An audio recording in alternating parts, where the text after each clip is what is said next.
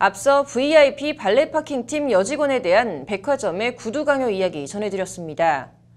이 여직원은 사람들이 보기에 예쁜 복장이 아닌 일하기 편한 복장을 착용하게 해달라고 백화점 측에 요구했지만 받아들여지지 않았는데요. 하루 종일 서서 일하는 여성에게 운동화는 어찌 보면 선택이 아니라 필수처럼 보입니다. 법조계에서 이 전직 백화점 여직원의 제보를 토대로 국가인권위원회에 진정을 제기할 움직임이 일고 있습니다. 이어서 장한지 기자의 단독 보도 보시겠습니다.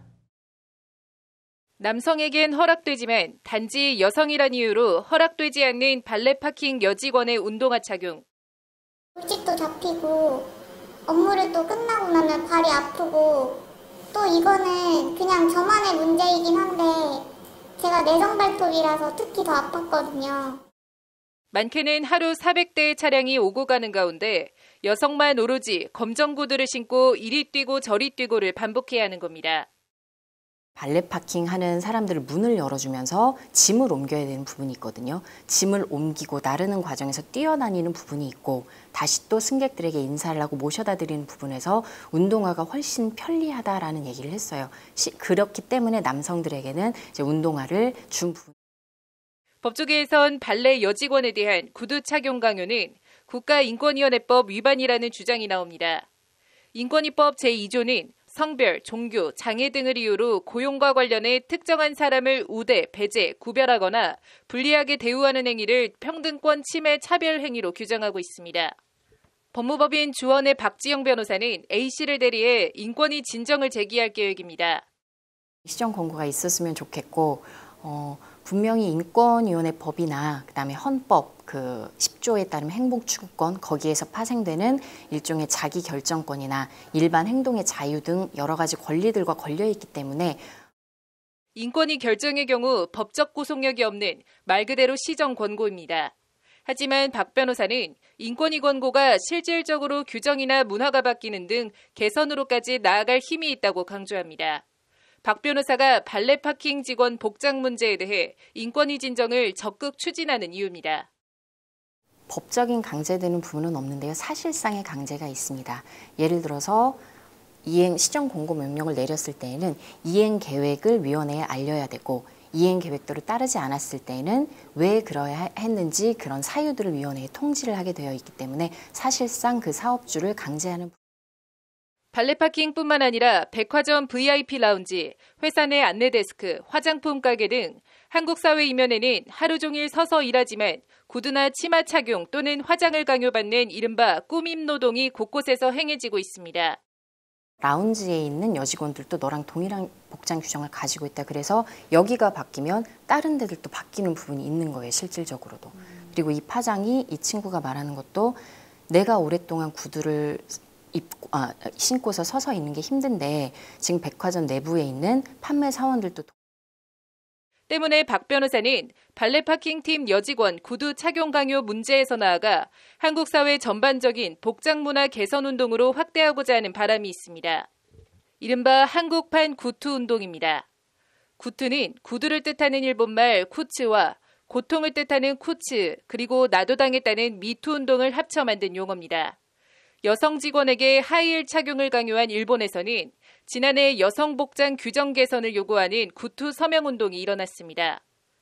일본 여배우이자 프리랜서 작가인 이시카와 유미는 지난해 초 직장 내 하이힐 착용을 강제하는 규정을 금지해달라는 운동을 벌여 2만여 명의 서명을 받아 정부에 청원서를 낸 데 이어 직장 여성들의 안경 착용 금지 규정에 대한 반대 청원도 3만 1천여 명의 서명을 받아냈습니다. 앞서 캐나다 브리티시 컬럼비아주 정부는 지난 2017년 하이힐을 신으면 미끄럼이나 추락으로 부상 위험이 있다는 이유로 기업이 여성 직원들에게 하이힐을 신도록 강요하는 규정을 폐지하기도 했습니다. 한국판 구투 운동이라고 명명을 해봤습니다.